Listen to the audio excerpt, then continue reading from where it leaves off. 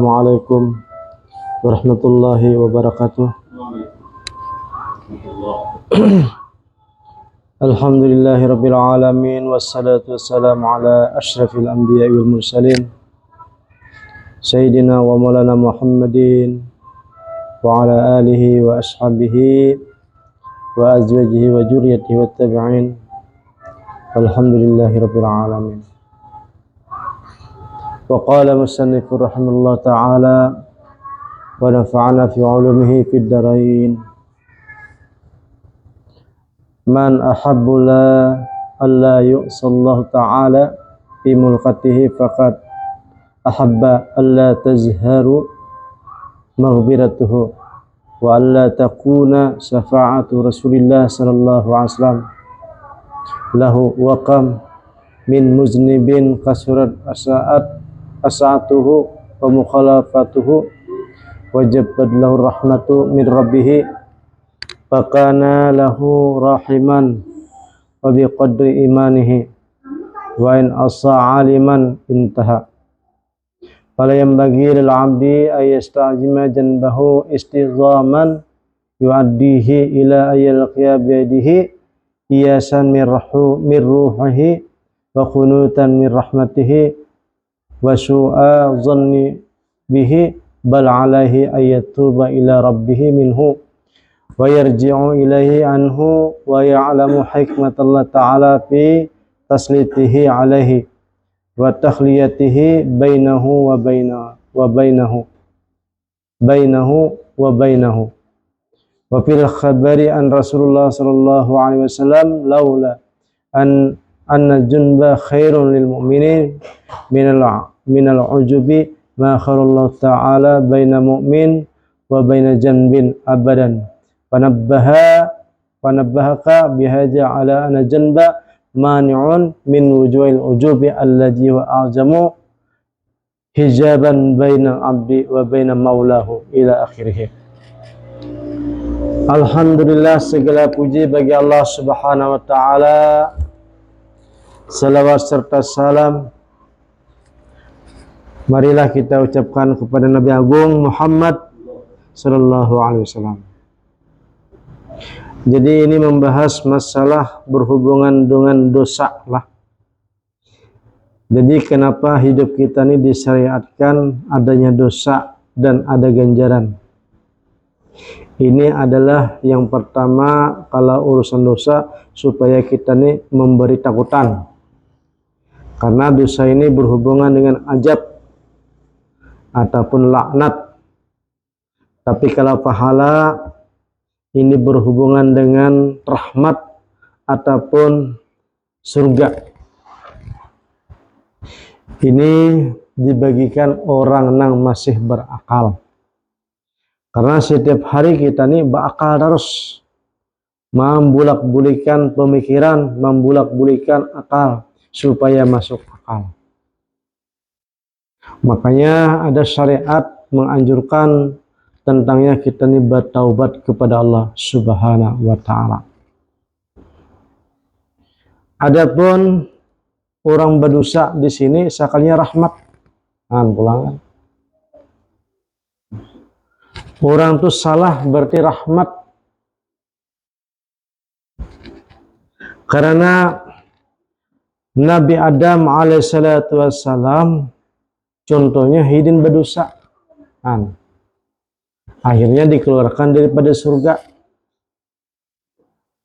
Ujar kisah adanya berdosa tersebut, adanya kesalahan tersebut, itulah menunjukkan manusia sebagai manusia. Jadi kalau orang kada pernah merasa berdosa, ujungnya adalah ujub. Nah itu, ujub. Merasa benar terus, merasa taat terus, dan tidak merasa bersalah. Jadi ujar Nabi sallallahu alaihi wasallam, laula anna junba khairun lil mu'minin minal ujubi ma khalallahu ta'ala baina mu'minin wa baina janbin abadan. Kalau seandainya dosa itu adalah bagi orang Islam, bagi orang mukmin itu lebih baik. Nah, berdosa orang mukmin baik jar. Karena apa?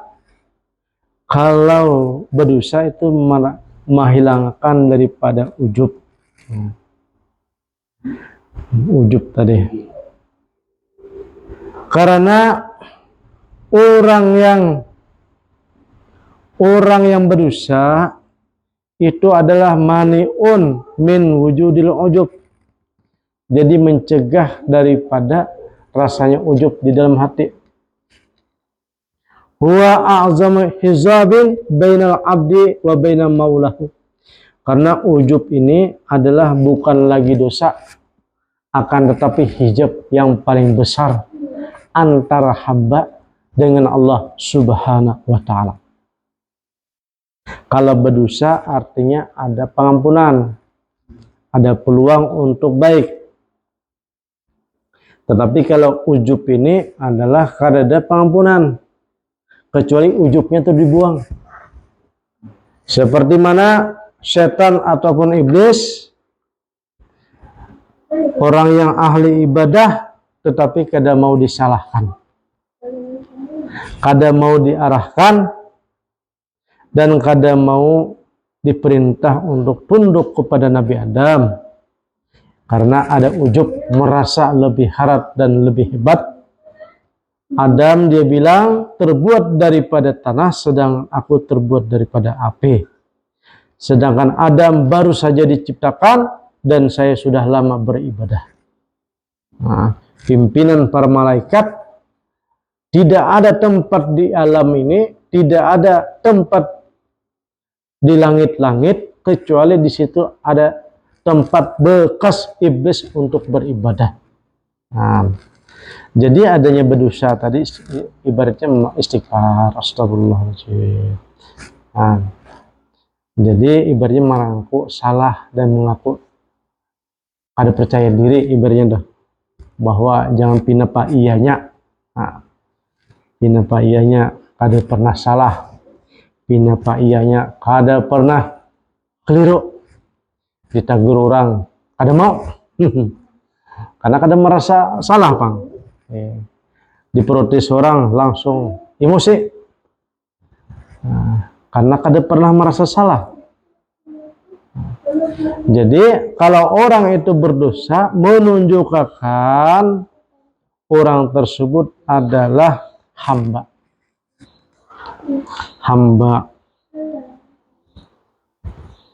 Nah, orang yang apa namanya, nang kadang mau merasa berdosa nih, nah, merasa dirinya tuh inya melihat musta'jimun li ta'atihi, dia merasa agung dengan ketaatannya.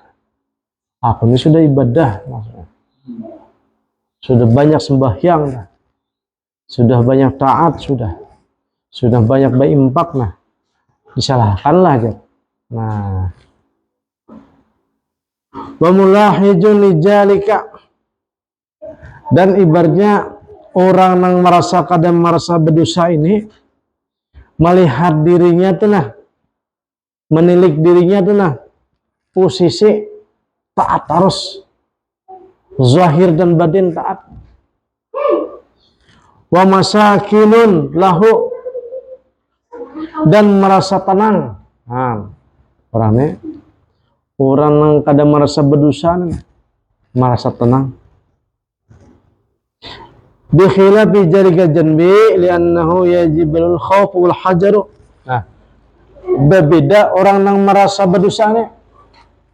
Orang yang merasa berdosa ini yaitu merasa khauf, rasa takut ada.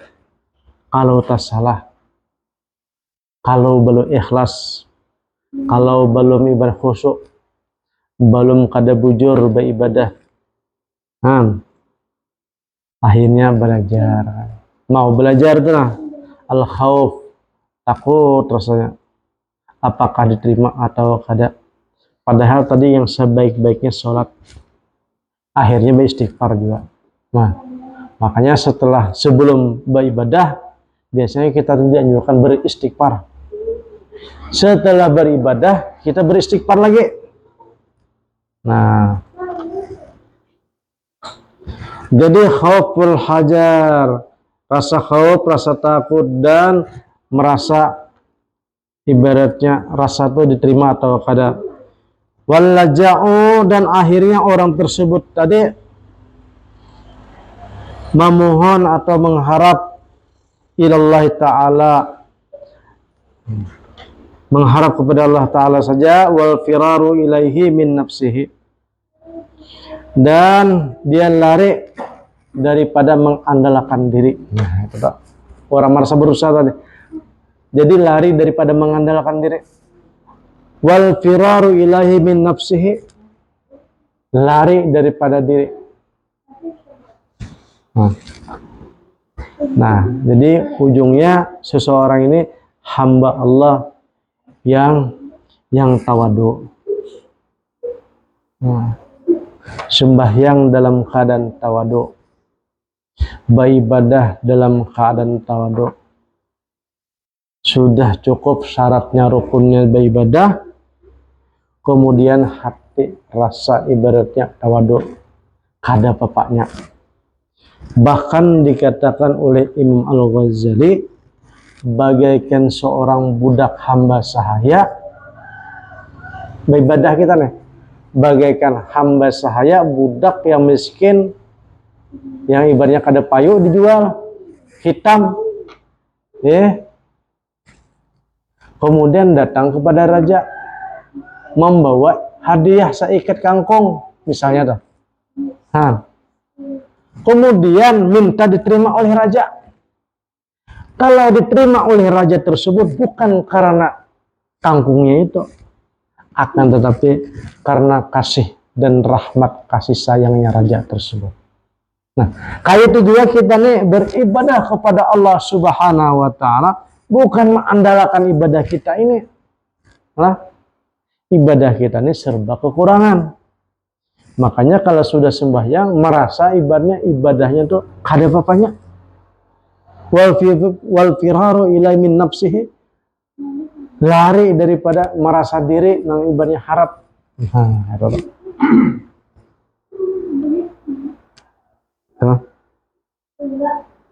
Jadi seorang raja tadi kalau seandainya menerima hadiah dari seorang hamba sahaya, bukan karena seikat kangkung, akan tetapi karena raja ini adalah sifat kasih dan sayang.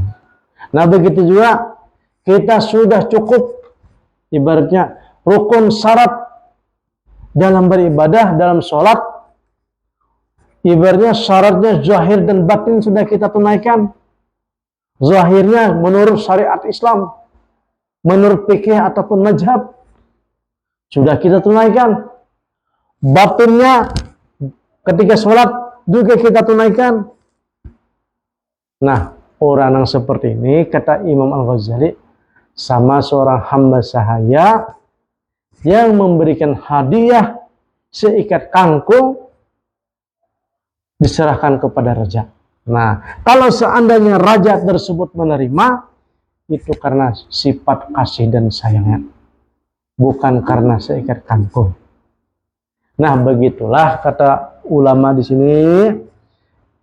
Kita itu setelah beribadah jangan merasa diharap, itu kan? Nah, jangan merasa diri harap. Kalau merasa diri harap mengandalkan ibadah, itulah yang disebut adalah ujub hati. Sedangkan ujub hati ini adalah hijab yang paling besar. Nah, ujar Imam di sini, wa a'zamu hijabin, yang paling besar hijab adalah ujub tadi. Nah, ujub benaham kita nih. Nah, inilah kalau ujub hati ini yang membahas adalah fikih hati. Karena seseorang tersebut ibadah bagaimanapun, kalau hatinya belum berfikih, maka sholatnya kada diterima. Nah, kemudian Kalau hatinya sudah berpikir, dituntut lagi ibaratnya ikram wal muslimin. Ikram wal muslimin ini artinya menunaikan hak-hak saudara sosial. Nah, ada orang beribadah sembahyang, ada orang beribadah sholat, tapi ibaratnya orang tuh kikir. Nah, ini kada diterima juga ibadahnya. Nah, jadi agama ini adalah rangkuman untuk adat hidup supaya beradab. Setelah kita adab hati bagus, zahirnya bagus, kemudian bermasyarakat bagus. Nah, itu nanti berhubungan dengan ikhwan muslimin. Nah, jadi ada orang kita di hadis Nabi itu ada di dalam Ihya Ulumuddin, orang ini ibadahnya sudah khusyuk, sholatnya tata tertibnya sudah bagus, kemudian ujubnya hilang sudah, kada ada lagi, maksudnya bersih sudah. Kemudian orang ini kada takabur, kada ria, kada dengki, bagus sudah pikirnya, pikir hati nih.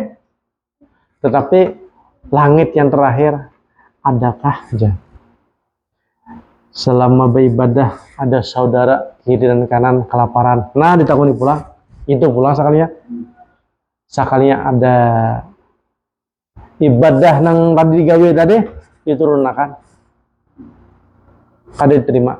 Padahal pikirnya bagus sudah, tertibnya rukun syarat tertib sudah, hatinya bagus sudah, ujub ada lagi, ria ada lagi, dengki ada lagi, tapi sekalinya kada ikram wal muslimin, kada pina mau bersosial. Nah, maka diturunkan ibadahnya tadi. Ujah malaikat sudah bagus nih, antum bawa amal nih. Ada apa aja harus diturunkan, ini tertibnya aja. Ini kan amalannya hendak dimasukkan ke hadirat Allah Subhanahu wa taala, amalannya nih. Jadi ada anunya, pintu-pintunya. Nah, jadi terakhir tadi pintunya ada ikram wal muslimin, kada memuliakan hak-hak muslimin. Nah, kata jadi hakikat daripada ilmu agama dan ilmu akhirat kembali kepada adab. Nah, adab. Jadi orang itu saking cintanya dengan agama, menunaikan untuk akhirat, semakin baik orang itu akhlaknya. Nah, itu akhlakul karimah.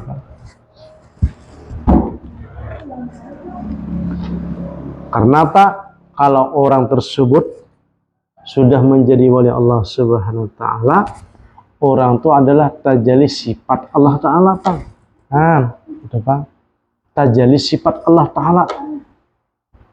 Untuk naik menjadi sifat Allah taala, bertajalli sifat Allah taala, ini diawali daripada sunnah Rasulullah sallallahu alaihi wasallam, digawi dulu. Ditunaikan dulu. Nah, sunnah Rasulullah yang disunahkan, hadis-hadis Nabi, apa aja ulama kan. Nah, itu Pak. Kita kalau lawasan menjadi orang ini akhlakullah, menjadi akhlak Allah sebenarnya. Jadi Allah Ta'ala tuh hendak bertampai tadi ke muka bumi ini, bertampai, maka muncullah ibaratnya pengganti Allah Ta'ala. Nah, maksudnya pengganti apa? Sifatnya tadi Ar-Rahman Ar-Rahim. Ibaratnya orang tersebut Ar-Rahman Ar-Rahim, Abdurrahman jadi kan Abdurrahim, Abdurrauf. Nah, itu Pak. Itu Allah Ta'ala tadi hendak melihatkan lawan ciptaannya bahwa Allah Ta'ala mempunyai sifat Ar-Rahman Ar-Rahim. Akhirnya manusia yang mulia tadi mempunyai sifat akhlak Allah Subhanahu wa taala. Nah, apalagi orang beribadah ujub, nah itu jauh benar dari akhlak Allah taala. Jangankan akhlak Allah taala, akhlak Rasulullah aja. Jangankan akhlak Rasulullah, akhlak wali, akhlak orang beriman, akhlak orang Islam jauh. Nah, makanya kita di sini dianjurkan adalah berdosa kemudian merasa berdosa, akhirnya takut dan berharap kepada Allah Subhanahu wa taala. Itu kan terpisah dong. Khauf, berharap, khauf, istighfar. Sebelum ibadah beristighfar, sesudah kita ibadah istighfar. Rasulullah tuh ada terpisah daripada istighfar. Ujian Nabi, aku beristighfar sehari itu kada kurang daripada 100 kali ya. Nah, istighfar loh. Kemudian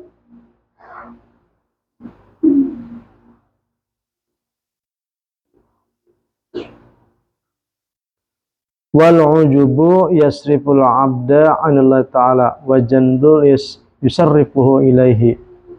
Sedangkan ujub itu lah sifat yang kada baik nih. Itu membingungkan hambanya nih daripada Allah Ta'ala. Maksudnya orang tuh membingungkan. Sedangkan dosa itu pula yusarrifuhu ilaihi. Sedangkan dosa ini menghilangkan daripada ujub. Jadi ujub tadi membingungkan kepada Allah Ta'ala. Nah maksudnya supaya orang tuh kada kepada Allah Ta'ala mengagungkan diri sendiri aja tuh. Sedangkan dosa itu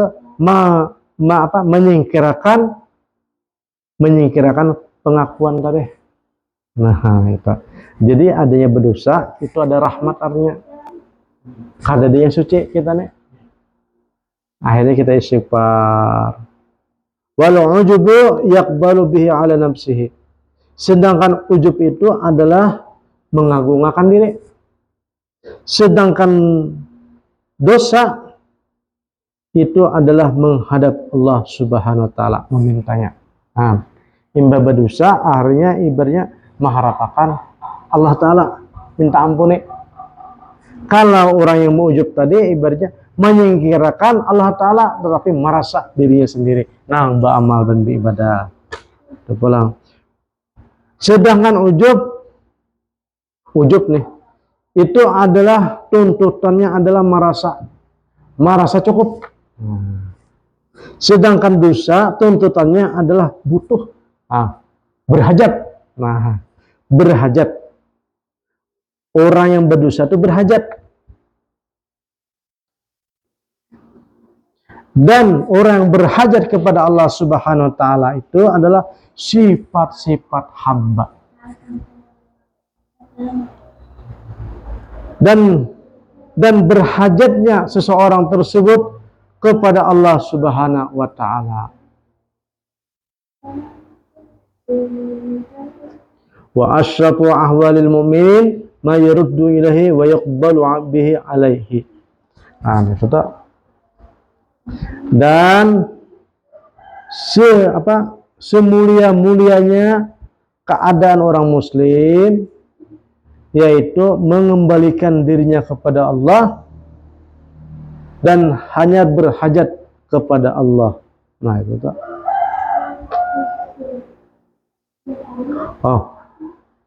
Wa asyrafu ahwalil mu'min ma yarudduhu ilaihi wa yaqbalu bihi alaihi. Jadi semulia-mulianya orang mukmin yaitu apabila yang masalah dikembalikan kepada dirinya. Nah itu. Apabila yang baik dikembalikan kepada Allah Ta'ala.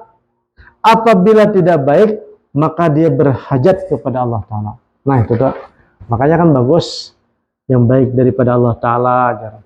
Yang kata baik itu dari saya sendiri. Nah itu namanya ahwal mukmin. Jangan sebertaan. Amun kita berpikir dia Allah Ta'ala berpikir dari Allah sebertaan ya kan. Yang baik ataupun yang buruk itu bujur. Secara hakikat lah. Secara hakikat dan di hati itu hal seperti itu. Tetapi kalau sudah dalam pandiran, dalam akal, dalam syariat itu harus bilang yang baik daripada Allah Subhanahu wa taala, yang tidak baik dari saya sendiri. Nah itu tuh. Itulah adab seorang mukmin. Fanabbahaka bihaja ala janbi mani mujul ujub. Maka mujahidin sini memberi peringatan dengan dosa ini ada, manusia ini berdosa ada, itu adalah mencegah daripada ujub tadi. Nah, apa yang kemarin dibilang di atas, adanya berdosa karena ada rahmat Allah Ta'ala, adanya orang yang ibaratnya bermaksiat, apa gunanya syafaat Nabi? Nah gitu. Bahkan dan Nabi SAW, syafaati li ahlil kabair min ummati, syafaatku kepada orang-orang yang berdosa ganal, baik di dunia ini maupun di akhirat. Jadi di dunia ini banyak orang yang ahli dosa besar, akhirnya Allah pilih bertaubat dan dirahmati oleh Nabi, didatangi oleh Nabi. Nah, akhir-akhirnya menjadi wali-wali Allah Subhanahu wa Ta'ala. Karena wali ini menghilangkan hatinya daripada ujub tadi. Dia merasa berdosa kan, akhirnya ibaratnya gara-gara merasa berdosa, ujub hilang, malah nyalahkan diri sendiri terus kan. Nah, gara-gara dosanya hilang, bersih hatinya, akhirnya diangkat oleh Allah Subhanahu wa Ta'ala, kemuliaan, menjadi wali-wali Allah. Seperti mana Fudail bin Iyad, seorang wali Allah, pimpinan ahli sufi, itu bekas perampok. Kemudian ada lagi Ibrahim bin Adham, orang biasa aja, anak raja. Ada lagi seorang wali besar, Malik bin Dinar, diangkat jadi wali Allah Subhanahu wa Ta'ala. Abu Yazid Al-Bustami, orang biasa saja, karena di hatinya hilang daripada ujub, akhirnya diangkat oleh Allah Subhanahu wa Ta'ala. Nah, ya mudah-mudahan apa yang kita dengarkan tadi menjadi renungan kita, dan mudah-mudahan dipilih oleh Allah Subhanahu wa Ta'ala menjadi hamba Allah Subhanahu wa Ta'ala yang selalu merasa diri salah. Jadi ketika diprotes orang, disalahkan orang, kita kadang merasa bangga diri ataupun menyalahkan orang lain. Nah, karena hakikat daripada orang belajar tasawuf itu adalah supaya diri kita nih, jangan sampai merasa ujub, itu aja. Maka dikatakan oleh Imam Al-Ghazali di dalam kitabnya, ada orang yang ingin membersihkan diri, maka dia harus menghilangkan rasa kemuliaan. Karena ingin menghilangkan rasa kemuliaan, akhirnya menyewa orang untuk pergi ke pasar atau di tengah ramai orang untuk menghina dia ini. Nah, supaya di hati seseorang tersebut menghilangkan rasa ujub. Maka orang yang menghina tadi diupah lagi. Misalnya seandainya tukang upah harian 200, dia wani sehari menggaji orang yang menghina dirinya tadi 1 juta. Nah, supaya apa? Supaya menghilangkan rasa ujub. Karena ujub ini kadakawa rahmat Allah Ta'ala datang, kadakawa maghfirah Allah Ta'ala datang, bersih hati saja kadakawa, apalagi Baitullah. Baitullah itu qalbun mukmin, Baitullah kan kadakawa. Datang aja kadakawa, apalagi berdiam. Kayak apa? Orang tuh menjadi ahlullah kadakawa. Kadakawa kada bisa menjadi ahlullah kadakawa. Karena Allah Ta'ala tuh kada besarang, bahasa besarang tuh betinggir, apa bahasa mencungkung kadakawa. Nah, orang sufi itu kan hatinya dicungkungi oleh Allah Ta'ala. Nah, bahasanya itu. Kayak apa? Hendak mencungkung. Sedangkan kada datang. Nah, kayak apa? Hendak datang. Ujub yang menghalangi. Hijab yang menghalangi. Nah, mudah-mudahan diberikan oleh Allah Ta'ala hidayah dan taufik. Al-Fatihah. Alhamdulillah.